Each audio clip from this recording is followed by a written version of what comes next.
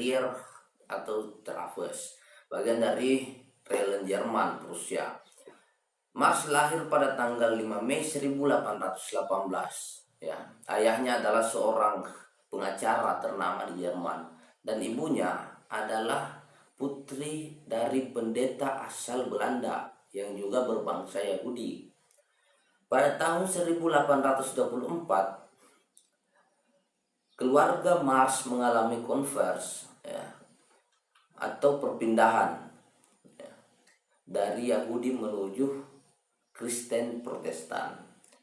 Sewaktu kecil, Marx disapa dengan nama si Maroko.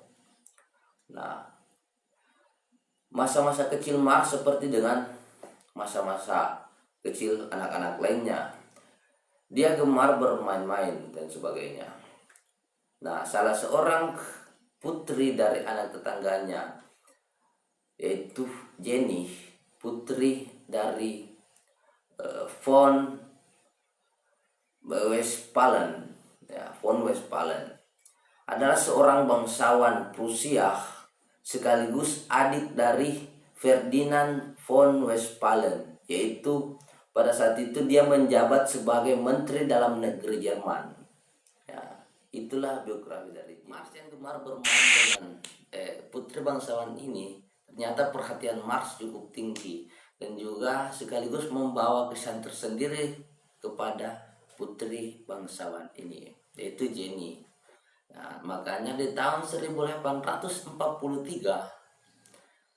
waktu ataupun ketika Marx melamar Jenny ini, disitulah awal kebahagiaan sekaligus penderitaan yang dialami.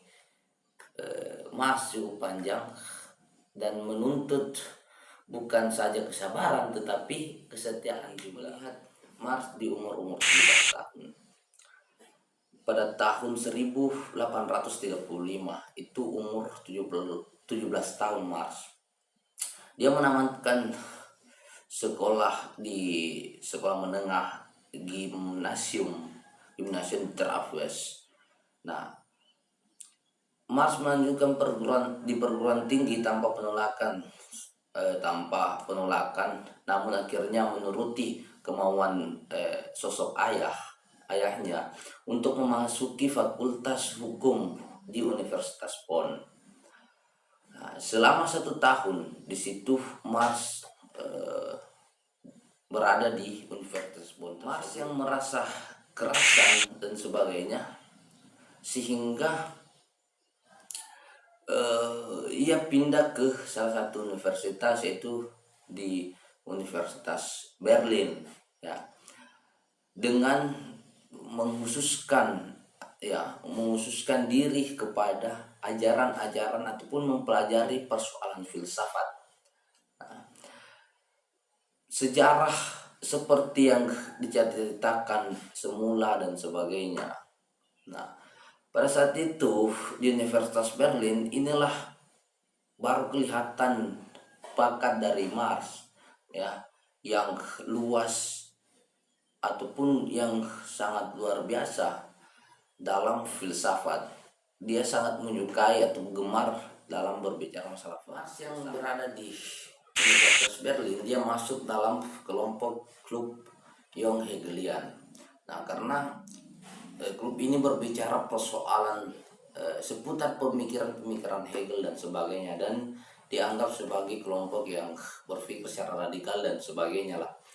Nah, kemudian terbentuk yang namanya sayap kiri Hegelian, ya. Di samping Marx, tokoh utama dari sayap kiri Hegelian tersebut adalah Feuerbach, Arnold Ruck, dan Bruno, yang saat itu menjadi asisten pribadi, ya, asisten profesor di Fakultas Teologi Berlin.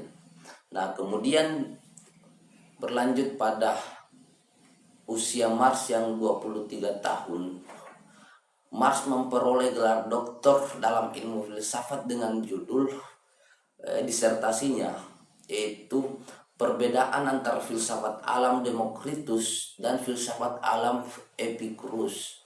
Ya, disertasi itu diajukan di Universitas Jena pada tanggal 15 April 1841. Saat itu juga Marx ingin menambahkan dirinya sebagai dosen, ya, sebagai tonggak akademik, tapi dia ditolak karena dianggap sebagai pemikirannya yang cukup radikal dan tidak mudah berkompromi dengan status quo yang berlaku pada masa itu atau pada waktu itu. Saat itu kondisi juga diperkuat dengan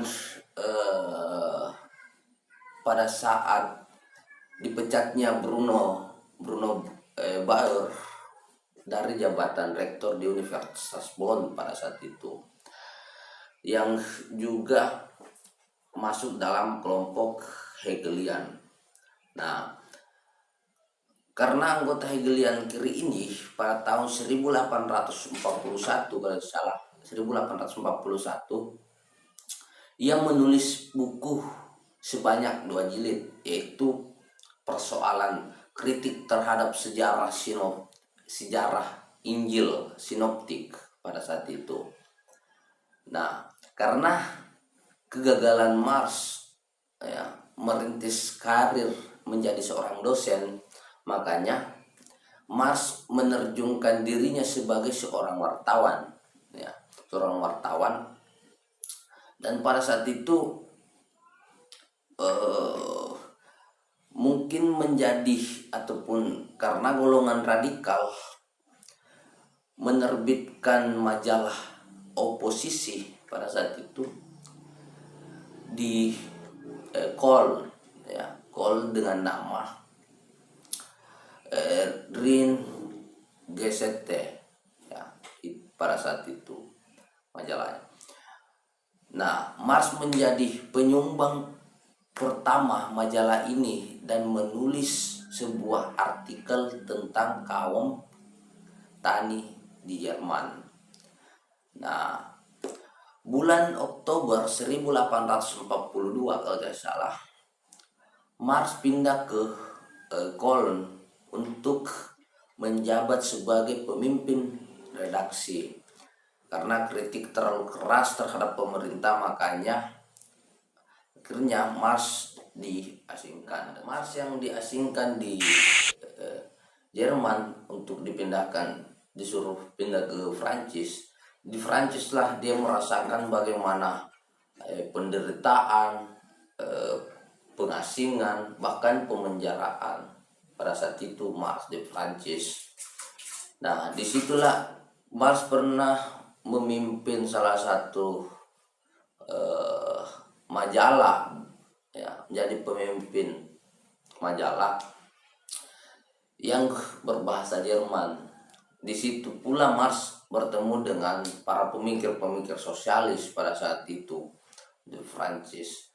Kemudian di tahun 1844 Marx bertemu dengan salah seorang anak pengusaha pabrik pemintalan kapas, yaitu Frederick Engel. Ya, dia bersahabat cukup lama, ya, walaupun latar belakang yang berbeda antara Marx dan Engel ini, tapi dia terus merawat dan Engel ini, ya, yang bersahabat. Dia menulis salah satu buku yang bernama The Holy Family, ya, ya, yang diajukan kepada Bruno dan juga adiknya adalah Edgar, ya, sebagai akibat dari tulisan-tulisan agitasi Marx di majalah Forward. Ya, pada saat itu penguasa Jerman itu meminta penguasa Prancis untuk mengusir Karl Marx, ya, sebagai orang asing yang tidak dikehendaki, ya, dan pindah ke Brussels bersama dengan keluarganya pada saat itu. Dan itu juga sudah dirilis dalam filmnya di Young Mars, ya, pada saat itu. Karena sakit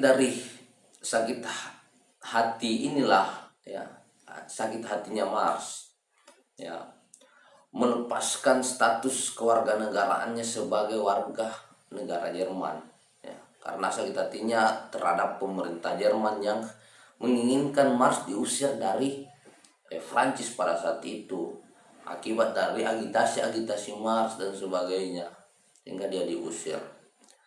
Pada saat Mars di Brussel, Mars dalam studi ekonomi dan menjalin kontak dengan organisasi-organisasi buruh pada saat itu di Brussel. Dia menjalin komunikasi seperti itu secara intensif, ya.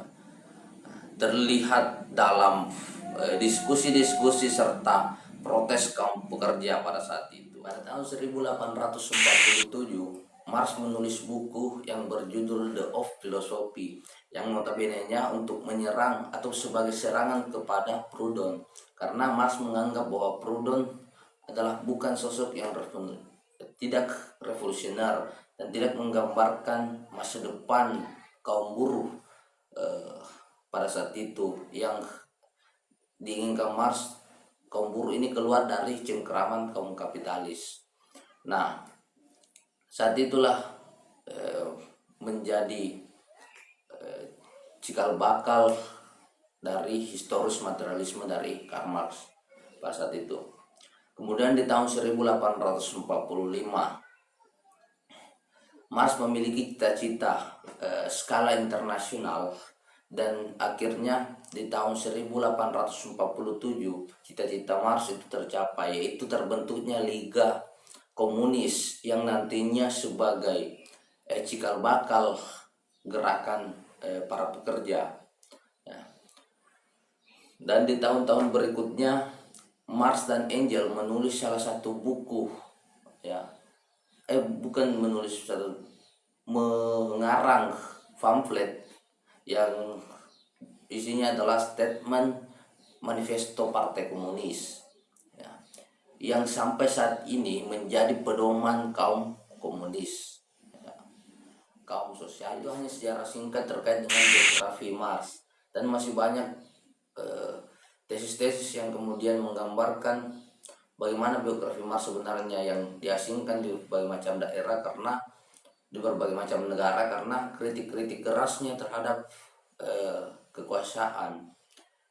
Nah, dan dia mampu mengorganisir para kaum buruh pada saat itu.